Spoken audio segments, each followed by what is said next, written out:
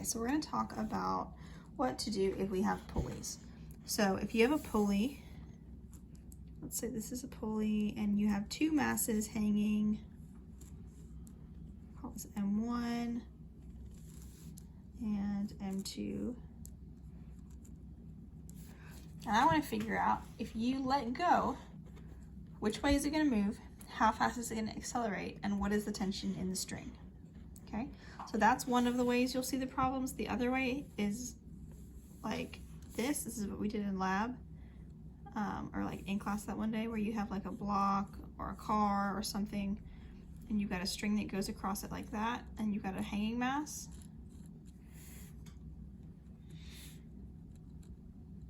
And you let go, and same thing. How fast is it accelerating? Will it go? If this weight isn't big enough and there's a lot of friction up here, maybe it won't go. And then also, what's the tension in the string? So we're gonna look at both of these situations. You may hear this referred to as an Atwood machine, or if you need more videos and you are searching for them, that's called an Atwood machine. Sometimes there will be like another mass on this side, something like that. And this is called a modified Atwood, because one of them is a surface instead of a thing. So we're gonna talk through this one first and then through this one. So we know how to do both. Okay, so the first thing you do with your Atwood machine is you need to figure out which way is it gonna go when you let go. Okay, so let's say M1 is 1.5 kilograms and M2 is 0.75 kilograms. We're going to figure out how fast are they going to accelerate when you release them, and what's the tension in the string in between them. Okay, so you've got two things happening. They are connected by a string. We know the tension in the string as it goes across is going to be the same. So the tension here and the tension here are the same tension. Also, because they're attached to each other, they're going to accelerate at the same rate. So your tension is the same for both of them, and your acceleration is the same for both of them. Now there's two different ways to kind of think through this. I'm going to work one way and then show you the other way. You can pick either one. Don't feel like you have to be able to do both. It just kind of is whichever one makes more sense to you. So first of all, which way is it going to go? So you have to look at your two objects. Which one's heavier? That one. So that one's going to go down and this one's going to go up. So that is helpful often to figure out like which direction does it go. It's going to go that way. So because one's going up and one's going down, but they have the same acceleration, we're going to pick that direction as positive. Because remember, we can pick positive in whatever direction we want for our problem. So we're going to pick the direction that it's actually going as positive. So then we're going to draw a free body diagram of each mass. I should have just labeled them 1 and 2 instead of M1 and M2. Okay, so this one has gravity pulling down on it. And I've got two masses, so I really need to say that it's FG1, not just FG, because otherwise it's going to get confusing. And then I've got a tension pulling up. Now, conveniently, there's no x direction equations. Also, I'm going to mark this off to the side, but we know this is going to go down, so that's going to be my positive direction for that particular drawing. Now, M2 is going to go up, so my positive direction for M2 is going to be up. I have tension pulling up here. I have gravity pulling down here. It's the other gravity, so it's going to be FG2. I'm just using that so that I make sure I remember there are two different objects, so there's two different gravities. So I have two equations here. I have, so positive first, so positive is down, so FG1 is positive minus tension equals MA, and this is M1A, because remember we have two different masses. Okay, and then my other one, remember up is positive for this one. This one's going to go up, so tension is your positive one minus FG2 equals M2A. Okay, Now, neither of these can be used by themselves to solve this problem because both of them have t and a in them. But I have two equations. And so if you have two unknowns, but you have two equations, then you can do some math with that. So algebraically, there are two ways to solve this problem. There may be another one I'm not thinking of, but the two ways are solve one equation for t and plug it into the other one, and then you've eliminated t and you can solve for a. The other one is that you can actually add the equations together. So let's look at what happens when you add the equations together.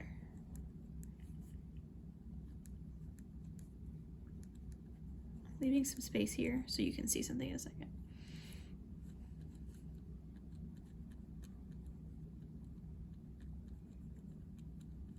Okay, now when you add the equations, you add everything on the left side of the equation and it stays on the left. You add everything on the right and it stays on the right, okay? So this is going to be FG1. Now, if you have a negative t and a positive t, if you add negative t plus positive t, they cancel out. And you're just left with FG1 minus FG2. And then on this side, you add those together. You get that.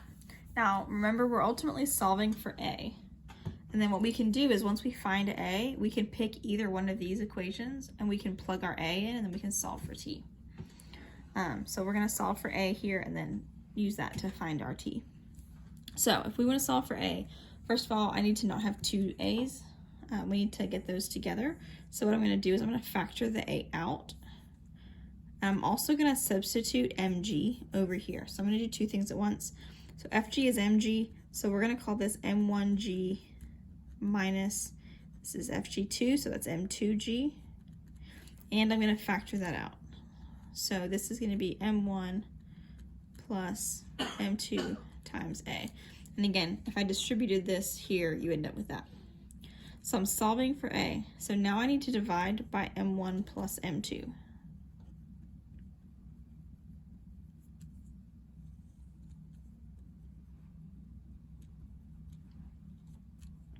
So it's going to cancel on this side. And then what I'm left with over here is all things that I know. So I'm going to solve this by plugging in my values for m1, m2, and g. So m1 is 1.5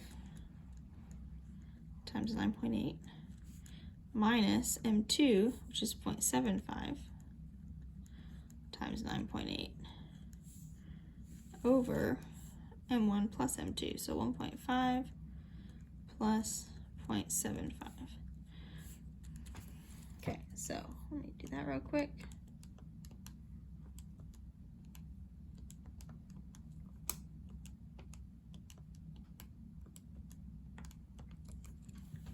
I end up with 3.267. So quick note on these, so that you can check your answers to see if they're reasonable. If you think about what the thing is that's causing this to accelerate in the first place, it's gravity. So if there were nothing pulling up on M1, it would fall at 9.8 meters per second squared. It would accelerate at that rate. So if there's something pulling up, it should be less than 9.8. So when you get an acceleration, if you get like 15, you did something wrong if gravity is the only thing pulling it down, because gravity cannot pull something where it accelerates faster than 9.8. It could be slower because there could be something slowing it down, but if gravity is the only downward force, it can't be greater than 9.8. So there's our acceleration. The closer these masses are, the slower it's going to accelerate, because you can see that the difference here is the force. So if these are close, then this difference is not going to be very big, and so you're not going to have a very high acceleration. So now we also need to find tension. So we need to take one of these two equations. I'm going to do this one just because the t is positive. There's really no other reason than that. So I'm just going to write it down here so that I have what I'm working with. This is when organizing your work is very important for you and for me, because if I'm grading this, you can see there's a lot of places you could go wrong. So I have this. I'm solving this for t. So I'm going to add my FG2 to the other side. Okay, now FG is mg. Now I have all those numbers. So M2 is 0.75 times 9.8 plus 0.75 times 3.3. This is kind of like that problem we did in the other video about the elevator. You know, if the elevator's going down, it's not going to push up on you as hard. If the elevator's going up, it's going to pull on you harder. This is pulling it up, so it's moving harder, or pulling harder. So we get 9.825. So about 9.8 newtons is the tension in the string. Okay, so that's one way of doing it. I am going to show you another option. Now again, you can totally ignore this, or you can do it this way. Doesn't matter. I'm going to take actually the same masses, just so you can see that you get the same answer.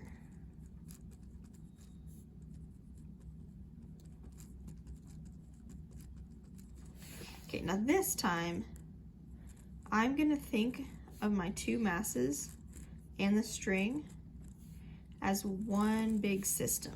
So a system is something that acts as one object, and we can ignore forces that are inside of a system. So we're going to treat this like one big thing. So that means the tension is something that I can totally ignore. I'm going to treat this like one giant mass. And I need to think about what is pulling it this way and what is pulling it this way. Because essentially those are two opposing forces.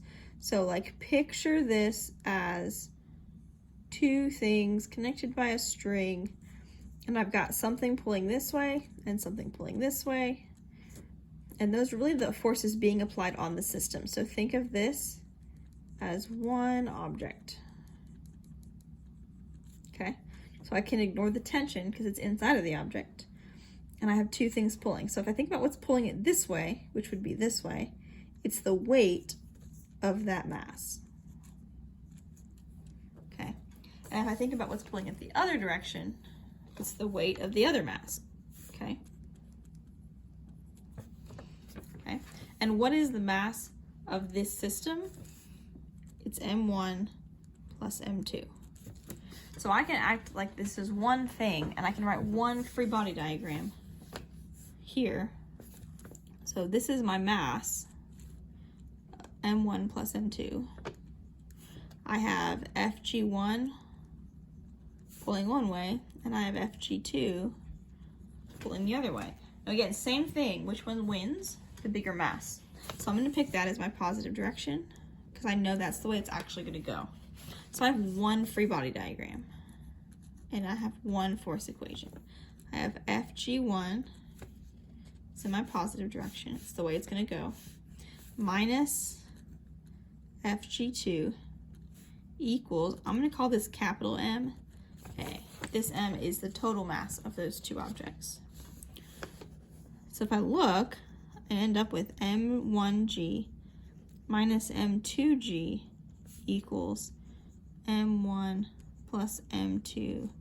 I want you to look at something. See this right here. That's the same equation, okay? I just got there a different way. So this is simpler mathematically, but some people have trouble kind of thinking about it this way. And so if this one doesn't make a lot of sense, just do it the other way. It's fine. But same thing, you divide by M1 plus M2. I'm not going to do all the math again. It's exactly the same equation. So I'm not going to plug it in all over again. But you can see that this and this are the same equation, okay? Now, you will notice this will only get you the acceleration. It will not get you the tension. In order to find the tension, you do have to look at one of these masses by itself. So once you find this, you can literally just think about M1, and I've got FG1, and I've got T. So I have FG1 minus T equals M1A. And then I can take whatever I get here, which would end up being 3.267. And then I can plug that in here and solve for T. So in this case, T is going to equal FG1 minus MA. So I added that over and then I subtracted that. So it's going to be M1G minus M1A. So 1.5 times 9.8 minus 1.5 times 3.267.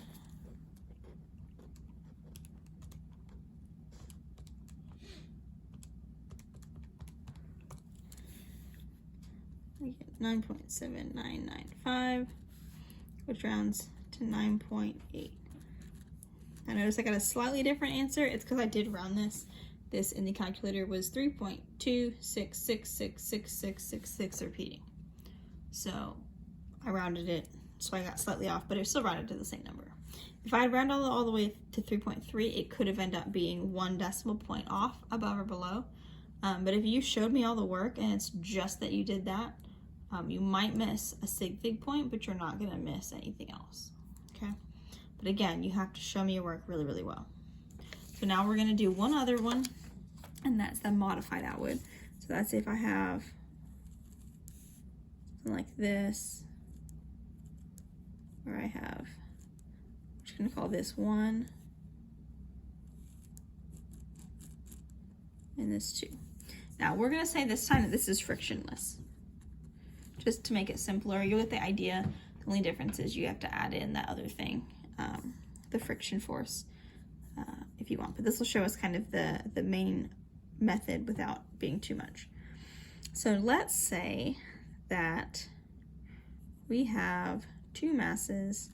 Let's say this one's 0.5 kilograms, and our hanging mass is 0.2 kilograms.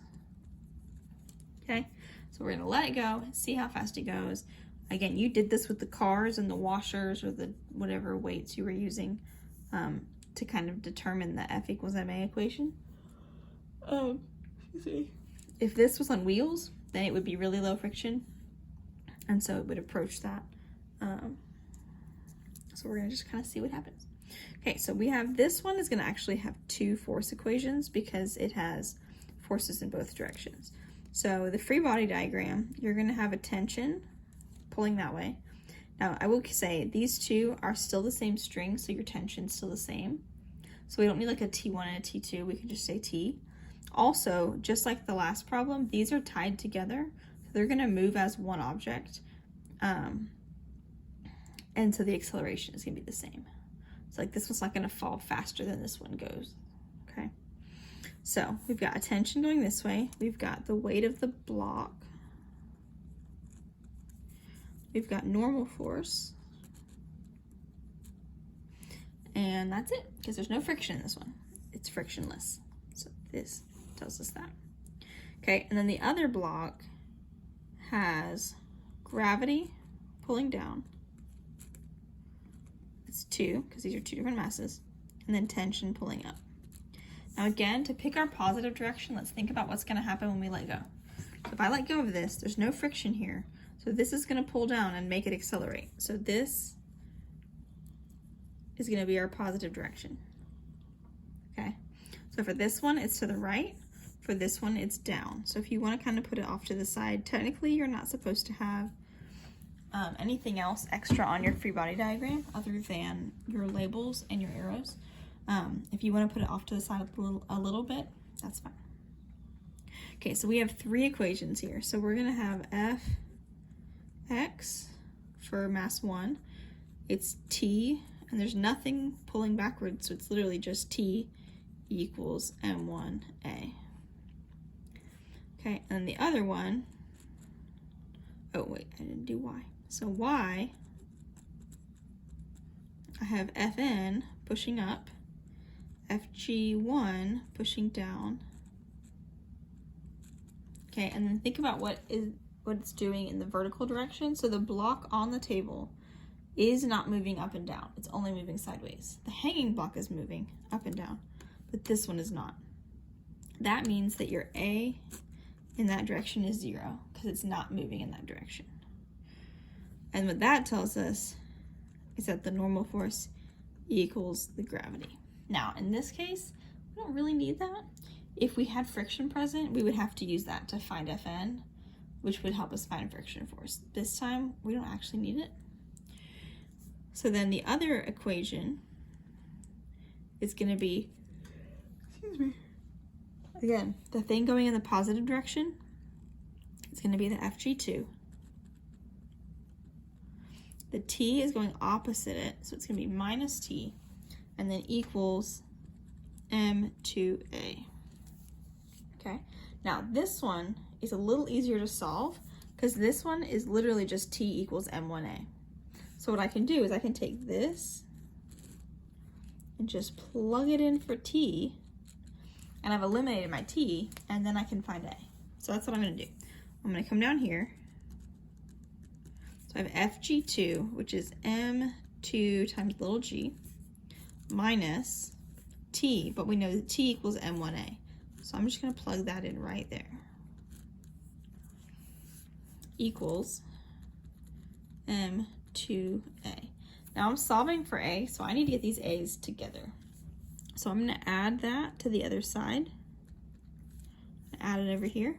So you get M2A plus M1A.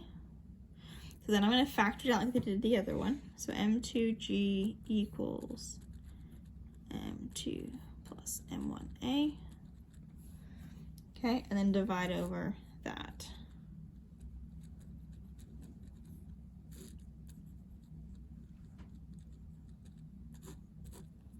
Okay. So 0.2 times 9.8 is 0.5 plus 0.2.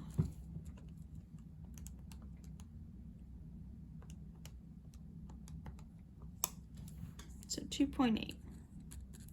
So same thing here. If this was higher than 9.8, we did something wrong because gravity on the hanging block is the only thing acting on the system. Now I do want to point out, if you think of this as one system, just like the other one, you essentially just have one force acting on the system, which is your Fg2, and then you end up with a mass of a total mass on it, which is essentially what you get here. So if you think about it as one giant system and just think about the external forces, that gets you to there. Okay, where the weight, this is the net force on the whole thing, equals MA, M1 plus M2 is your total mass times A. It's the same place. Now we only found acceleration, we do still need to do T. So T equals M1A. So this one's easy. Again, you would have more steps there if it was, if friction was present. I was only doing too many things, so many things to you at a time. So 2.8.